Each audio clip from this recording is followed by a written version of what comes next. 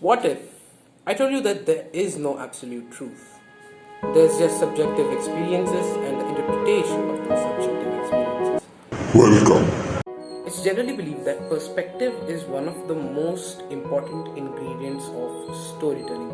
If your narrator is a person who has no connection with the story at all, then it definitely will not make a lot of impact. Now, this rule is very relevant in literature but doesn't apply generally to films.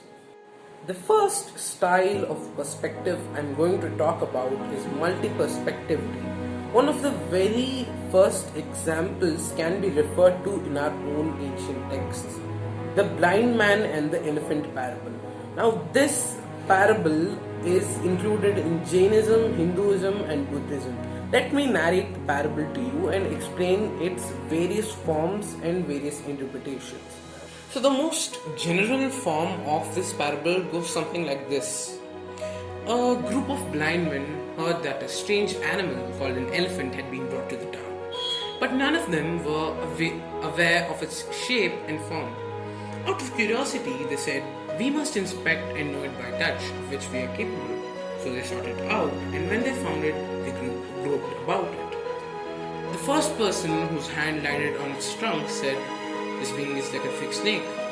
For another one whose hand reaches his ear, it seemed like a kind of fan. Another person whose hand was upon its leg said that the elephant is like a pillar, like a tree trunk.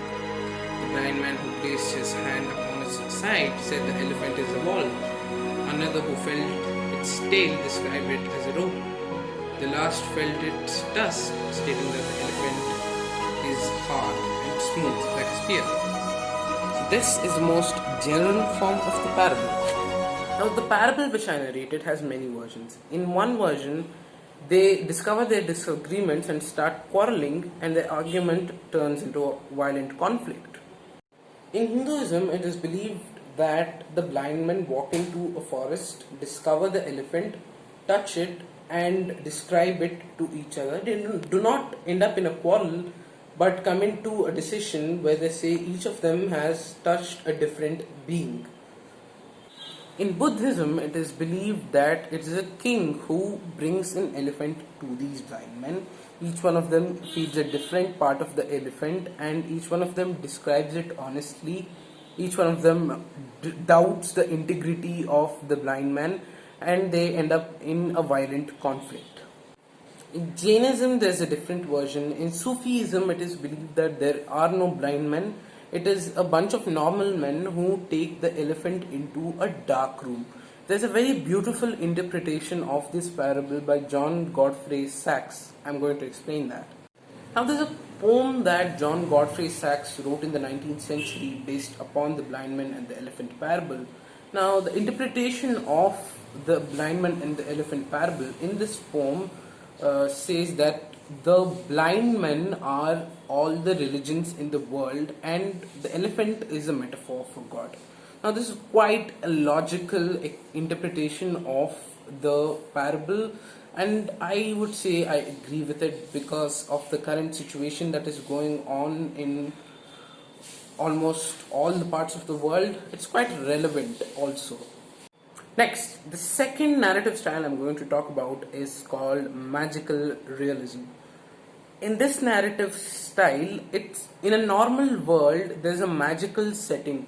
There's something that's highly unusual, but it's set in our own world. Something like the Green Mile or ReZero. There's a lot of examples. It's quite a fascinating narrative style. It's not completely fantasy, it's not completely realistic. It's a kind of mishmash, if that's right.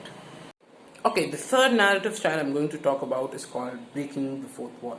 In this narrative style, the narrator or a particular character from the film, which is very important, directly addresses the audience, asks them questions, or tries to involve them in the experience of storytelling or visuals or something that's involving the audience. A good example for this would be something like Deadpool. Yeah. The fourth narrative style I'm going to talk about is called author surrogate. In this narrative style, the character, the main character, or some other characters that are very important to the story are based upon the author. They share their views, political views, personal views, or some characteristic traits of the author. A very good example for this would be the novel David Copperfield. It's a 1,000+ page novel. You can find it on Amazon. The fifth style I'm going to talk about is called the audience surrogate. In this particular narrative style, the audience knows only as much as our protagonists or protagonist knows. There's no extra information revealed. We see it through the head or the lens of the protagonist. A very good example for this would be Memories of Murder or even Zodiac. Defamiliarization. This is the last style I'm going to cover in this video as well as the sixth. In this particular style, the narrator portrays a familiar object in such a way that it becomes very unfamiliar to us, or we try to see it in a new way. So those were all the topics. All I wanted to say through this video is that sticking to something that's very limited and restricted or your own viewpoint isn't going to offer you many things. Acknowledging others' viewpoints and trying to accept them will give you a lot of new layers. So if you like this video, then hit the like button, hit the subscribe button, and if you have any suggestions or topics you want us to cover, then there's a comment section below. Don't forget to visit our website. Until we meet the next time, ciao.